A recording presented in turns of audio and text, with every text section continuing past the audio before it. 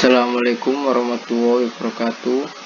Perkenalkan, nama saya Muhammad Zidan Firmansyah dengan NPM 13 2020 1000950. Saya akan menjelaskan tentang analisa laporan keuangan dari PT PAI yang saya kerjakan kemarin waktu UTS. Saya akan menjelaskan studi kasusnya dulu. Yang pertama, PT PAI ini adalah perusahaan kecil yang baru didirikan pada tanggal 1 Februari 2021 dan merupakan bisnis yang berjalan di bidang sablon dan konveksi. Jasa yang bisa digunakan adalah seperti konveksi membuat jaket, usaha sablon, dan celana. Usaha ini kami tempatkan di daerah Jalan Imam Bonjol karena kami yakin tempat ini sangat strategis dengan target utama kami yaitu para remaja, mahasiswa, anak-anak maupun masyarakat umum. Yang pertama adalah laporan laba rugi dari PT PAI. Pendapatannya yaitu 2.500.000 dan pendapatan lain-lainnya masih belum ada. Jadi total jumlah pendapatannya adalah 2.500.000. Lalu ada beban usaha, beban listriknya 300.000 dan beban internetnya masih belum ada. Jadi total jumlah bebannya 300.000. Kalau di total jumlah pendapatan dikurangi jumlah beban yaitu 2.200.000. Yang kedua ada laporan arus kas. Yaitu pertama pendapatan bulan pertama yang tadi ada 2.500.000 dan beban listrik 300.000. Apabila dikurangi totalnya jadi 2.200.000. Lalu yang kedua ada aktivitas investasi yaitu pembelian mesin sablon yang seharga 2 juta rupiah. Yang ketiga ada investasi awal atau modal itu 10 juta yang dari orangnya sendiri.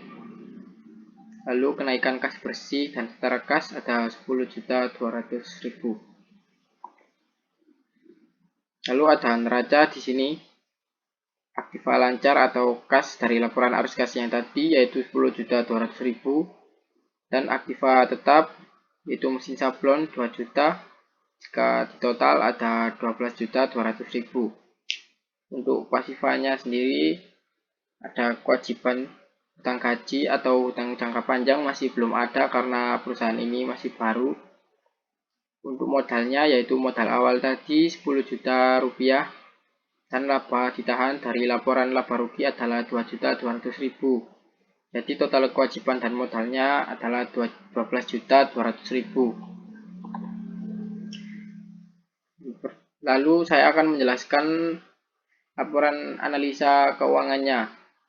Yang pertama ada rasio likuiditas dan rasio solvabilitas. Untuk solvabilitas nanti akan saya jelaskan. Lalu yang pertama ini yaitu rasio likuiditas ini pengertiannya adalah rasio untuk mengukur kemampuan perusahaan untuk memenuhi kemampuan finansialnya dalam jangka pendek. Ada 3. Yang pertama yaitu current ratio. Current ratio ini adalah rasio untuk mengukur kemampuan perusahaan dalam membayar kewajiban finansial jangka pendek dengan menggunakan aktiva lancar. Rumus dari current ratio sendiri yaitu aktiva lancar bagi kewajiban lancar dikali 100%. Jika kita masukkan ke dalam neraca adalah 10.200.000 dibagi 300.000 dikali 100%, yaitu persis sama dengan 34%. Kesimpulannya, kas lebih banyak daripada kewajiban lancar.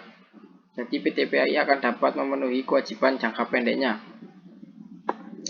Lalu untuk yang kedua yaitu cash ratio. Rasio ini untuk mengukur kemampuan perusahaan dalam membayar kewajiban finansial jangka pendek dengan menggunakan kas yang tersedia dan ataupun surat berharga atau efek jangka panjang. Rumusnya sendiri yaitu kas ditambah efek dibagi utang lancar dikali 100%. Jika kita masukkan ke dalam neraca, jadi current rasionya yaitu 10.200.000 tambah 0 dibagi 300.000 kali 100%, yaitu tersisa yaitu sama dengan 34%. Kesimpulan yang bisa kita ambil yaitu kas lebih banyak daripada kewajiban lancar dan PT PAI ini masih belum memiliki efek. Jadi PT PAI akan dapat memenuhi kewajiban jangka pendeknya.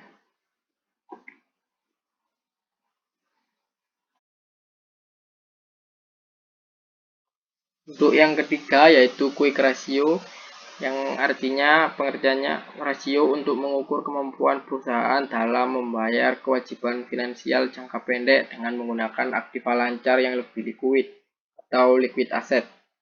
Rumusnya yaitu kas ditambah efek ditambah hutang dibagi kewajiban lancar.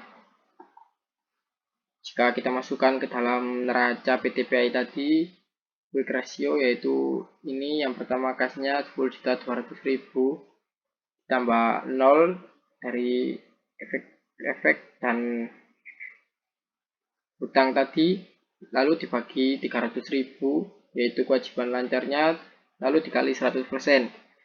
Jadi quick ratio-nya yaitu 34%. Kesimpulan yang bisa kita ambil yaitu kas lebih banyak daripada kewajiban lancar. Lalu PT PAI masih belum memiliki atau tidak memiliki efek dan hutang. Jadi PT PAI akan dapat memenuhi kewajiban jangka pendeknya. Lalu yang kedua tadi, rasio solvabilitas, pengertiannya rasio untuk mengukur seberapa besar kemampuan perusahaan memenuhi semua kewajiban finansial jangka panjang.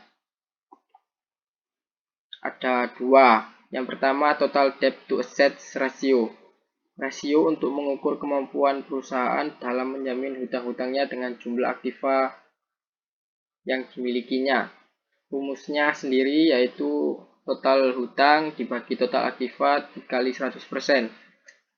Jadi dikarenakan PT PAI ini masih tergolong perusahaan baru dan belum memiliki hutang, jadi total debt to asset ratio-nya masih 0%. Untuk yang kedua yaitu total debt to equity ratio, yang pengertiannya rasio untuk mengukur seberapa besar perusahaan dibiayai oleh pihak kreditur dibandingkan dengan equity. Rumusnya sendiri yaitu total hutang dibagi modal sendiri dikali 100%. Dan jadi ini karena tadi hutangnya juga masih 0, karena modal dari pemiliknya sendiri dan tidak hutang, jadi tidak punya hutang. Kesimpulannya yang dapat disimpulkan tadi, PT PAI masih terbilang baru. Yang kedua, PT PAI masih memiliki kondisi keuangan yang sehat karena jumlah aktiva lebih besar daripada pasiva sehingga dapat memenuhi kewajiban jangka pendeknya. Lalu yang ketiga, PT PAI tidak atau masih belum memiliki hutang ataupun efek. Sekian dari saya. Apabila ada kesalahan kata, mohon maaf. Wassalamualaikum warahmatullahi wabarakatuh.